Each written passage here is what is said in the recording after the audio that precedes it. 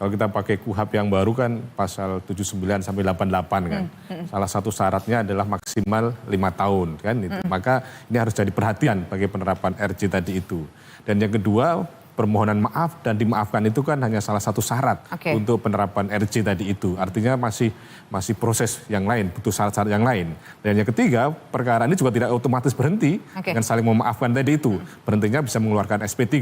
Dan berikutnya soal apakah keterangan Pak Rismond yang akhirnya menganulir tentang yang dulu palsu sekarang menjadi asli, ya itu akhirnya kan menimbulkan persepsi publik yang justru jadi tanda tanya, ada yang menyatakan itu tadi, nilainya kan itu. Tetapi ya pada sisi lain secara tidak langsung akhirnya menjadi energi, amunisi baru buat Pak Jokowi dan kawan-kawan. Bahwa ini akhirnya ternyata ya benar lah, ternyata dapat dukungan baru lagi kan. Ya. Tapi secara hukum, maka itu akan bernilai nanti ketika diperiksa misalnya dalam proses pemeriksaan di pengadilan apa di persidangan atau kemudian di penyidikan nanti lagi. Nah, itu kalau konteks opini yang ada di masyarakat tentunya tidak punya nilai dalam konteks hukum, penilaian hukum ketika ada proses pemeriksaan di dalam penyidikan atau dalam persidangan. Kalau Pak Jokowi memaafkan, apakah Rismond bisa dapat SP3? Tidak otomatis. Perlu ada prasyarat-prasyarat yang harus dipenuhi. Kan? Apakah nanti kembali pada kewenangan penyidik, apakah akan mengeluarkan SP3, berhentinya perkara tadi, tentunya dilihat prosedur penerapan restoratif justice nanti itu.